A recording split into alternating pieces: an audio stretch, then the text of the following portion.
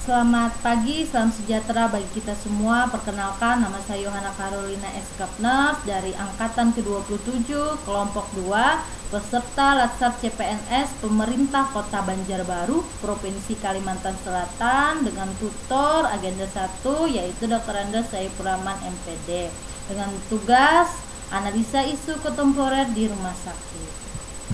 Nah, di sini kita akan menampilkan kerangka tugasnya. Yang pertama yaitu kita membuat daftar isu terlebih dahulu, di mana daftar isu ini akan kita masukkan ke dalam teknik USG dan APKL. Setelah kita masukkan ke dalam teknik USG dan APKL, kita akan memilih isu mana nih yang menjadi masalah utama atau masalah yang terpenting yang akan kita angkat. Setelah itu kita membuat analisis fishbone, analisis SWOT, dan merumuskan analisis berdasarkan permasalahannya. Di sini saya menampilkan 5 item untuk identifikasi isunya. Yang pertama yaitu kepatuhan petugas dalam pengisian formulir edukasi di rekam medis pasien selama perawatan di rumah sakit. Yang kedua, kedisiplinan petugas dalam menjalankan dinas di rumah sakit, sulitnya membatasi pengunjung rumah sakit. Yang keempat, kepatuhan pasien dalam mematuhi pemakaian masker selama perawatan, kepatuhan pasien dalam kontrol setelah perawatan rumah sakit.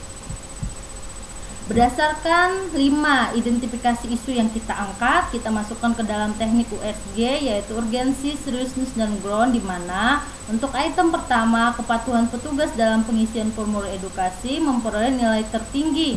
Kita lihat lagi yang teknik selanjutnya yaitu teknik APKL, dan dari kelima item ini juga nilai kepatuhan petugas dalam pengisian formulir edukasi memperoleh nilai tertinggi, maka dapat kita pilih. Ternyata masalah yang ada di rumah sakit yaitu yang tertinggi adalah kepatuhan petugas dalam pengisian formulir edukasi di rekam medis pasien selama perawatan di rumah sakit.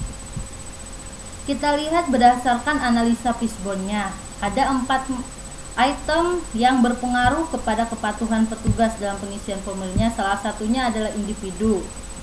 Di sini mungkin saja beban kerjanya yang tinggi sehingga individunya tidak mampu mengisi, atau kelelahan, sulit untuk mengisi, atau tidak takut dengan sanksi, merasa bukan keharusan, atau kurangnya tanggung jawab dari petugas dalam pengisian form edukasi. Kita lihat dari materialnya, mungkin lembar edukasi ini yang terbatas jumlahnya sehingga petugas tidak mampu mengisi, tidak dapat mengisi, atau pengisiannya terlalu rumit sehingga petugas merasa kesulitan mengisi.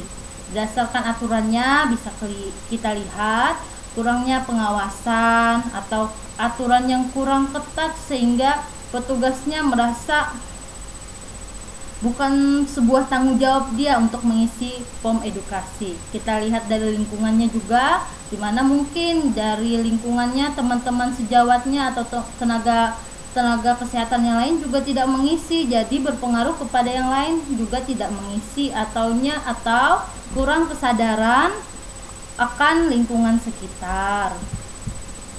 Berdasarkan pemecahan masalahnya, kita menggunakan analisis SWOT. Yang pertama, kekuatannya atau strength.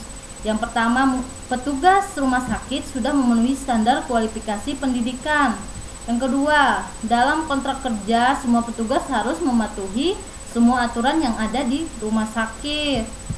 Yang kedua, weakness atau kelemahannya mungkin petugasnya kurang pengawasan dan pengecekan secara berkala dalam pengisian formulir edukasi pasien selama di rumah sakit. Yang kedua, merasa bukan sebuah keharusan dan kebutuhan yang harus dipenuhi. Dan ketiga, kurangnya tanggung jawab dalam melaksanakan tugas. Untuk peluangnya bisa kita lihat, edukasi menjadi salah satu standar dalam standar nasional akreditasi rumah sakit yang ditetapkan oleh Komite Akreditasi Rumah Sakit. Yang kedua, formulir edukasi berhubungan dengan tingkat kepuasan pasien. Dan yang ketiga, indikator utama kinerja petugas dan kualitas rumah sakit. Kita lihat dari ancamannya, di mana apabila terjadi pengabaian dalam pengisian formulir edukasi dapat berpengaruh pada kualitas pelayan rumah sakit dan kepuasan pasien. Yang kedua, Pengabaian dalam pengisian formulir edukasi dapat berpengaruh pada penilaian akreditasi rumah sakit. Yang ketiga, ketidakpatuhan pengisian edukasi mempengaruhi tingkat kepercayaan pasien kepada petugas. Dan yang keempat, ketidakpatuhan pengisian formulir edukasi dapat menimbulkan hal-hal yang merugikan pasien dan petugas. Berdasarkan analisa SWOT yang sudah kita paparkan, maka rekomendasi pemecahan masalah yang bisa kita angkat yaitu yang pertama, evaluasi setiap sip dinas perawat atau petugasnya untuk selalu mengingatkan bahwa pengisian formulir edukasi itu sangat penting. Yang kedua, berikan pujian dan dukungan terus-menerus pada petugas yang patuh akan peraturan dan bertanggung jawab akan pekerjaannya. Dan yang ketiga, dilakukannya sosialisasi berkala tentang apa saja yang harus dilengkapi dalam rekam medis pasien selama perawatan di rumah sakit, sehingga semua pom-pom yang ada di rekam medis bisa terisi dengan benar sesuai dengan standar rumah sakit. Sekian presentasi dari saya mengucapkan terima kasih banyak.